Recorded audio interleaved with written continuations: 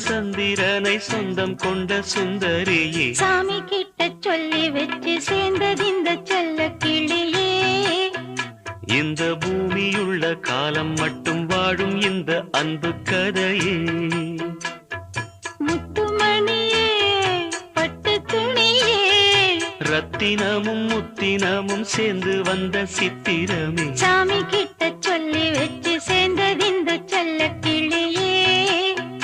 இந்த பூமியுள்ள காலம் மட்டும் வாழும் இந்த அன்பு கதையே